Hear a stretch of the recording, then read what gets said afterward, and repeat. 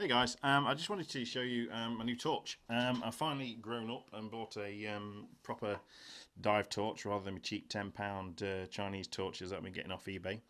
Not that I've ever had a problem with them, I must admit, but I thought it was perhaps time to upgrade something a bit more robust and a bit more diver friendly, I guess. So this is what I picked. I've gone for a Metalsub. This model is the XRE700.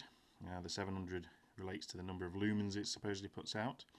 I've seen a couple of these in kind of the umbilical form used by a few divers, and they seem really well made and really nice. Let's have a look. Okay, so in the box, obviously we've got the torch, the charger. It looks like we've got another little ring protector, rubber protector ring to go on the end of the torch. I'm going to stick with the orange one because I'm not all black ninja. I quite like the orange one. But anyway, let's have a quick look at the torch itself. So this is it, the 700 one. This one comes with a rechargeable battery. Its little brother, the 500 one, you can get in two versions. You can either get the rechargeable one or the one that just takes the C batteries. I went for the bigger one because this might be my primary light. A lot of the websites advertise this as a secondary light, but it seems a bit big to me to be a backup light. But you know, whatever floats your boat.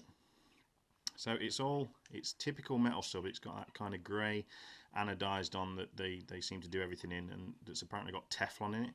And if you do sort of have a play with one of these things, you can feel it's got that kind of same kind of feeling you get on your if you ever touch the inside of a non-stick pan. I wouldn't say a greasy kind of feel, but you can definitely feel the Teflon in it. These are supposedly like ridiculously tough, don't chip and don't get scratched and that, so they're very robust, which was one of the reasons I bought it. So the main light is not a bulb anymore like a lot of things. It's just a Cree XML LED. They're very bright units, very low power consumption. This one, I think it's something like a 10-degree beam or something like that, but it's very tight and it's very bright. So operation is on the back. You see the big silver button. There's also a little overpressure valve there in case the gases inside get hot with use, so it doesn't go bang or break or anything. It can leak out a bit of excess gas. So switch it on. I'll shift the box out of the way. Switch it on is easy. Just press and hold, and there we are. We're on, and that's it. As you can see, you know, really rather quite bright, zingingly so. So quite pleased with that. It comes with 3 power settings, as they all seem to now. I don't know why I never use the one, but if you want to change the power setting, you just press and hold it just for a second or two. Yeah, that's second power. That's low power, and again you can see that's dropped quite a bit. Press it again, and you get the obligatory strobe option. I'm going to do that for too long, and then press again, and then you get the SOS.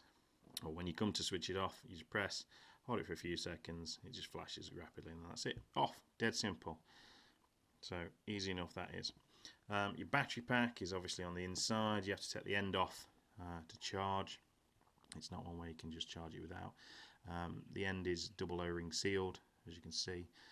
So you know, you shouldn't have any problems with flooding or anything there, and the switch unit's all in case, so it's nice and easy. Once you drop the battery out, it's a 7.2 volt rechargeable jobby that's sort of linked together. It looks like there's a load of like double A's in it.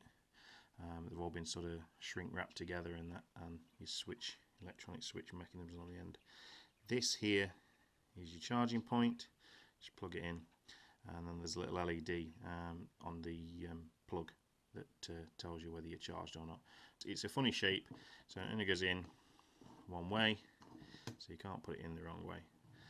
Everything comes nicely silicone greased when it turns up straight out of the box. I've not had to do out to it, so that's okay. And it should work just fine straight out of the box. So that's it. The torch. Not a lot else to say about that.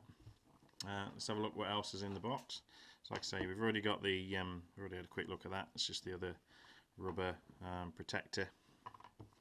And then the only other thing of interest really is the charger. There's a little LED there just near my thumb. Look, there we go. Red when charging, goes green when it's charged.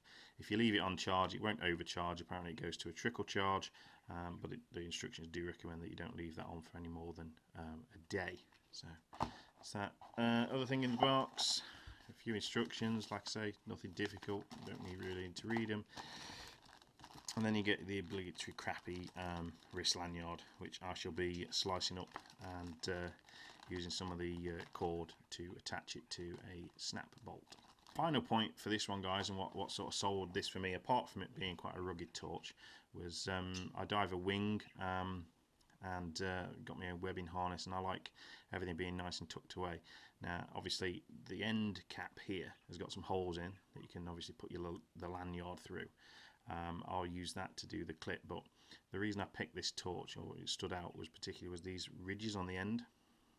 Because like I say, I like everything tucked away, and I just thought that would be really nice at gripping the bungee that I use. I put a loop of bungee around the webbing, so this will get tucked in and that will get bungee snapped around there, and I thought, well, that's going to be nice and secure.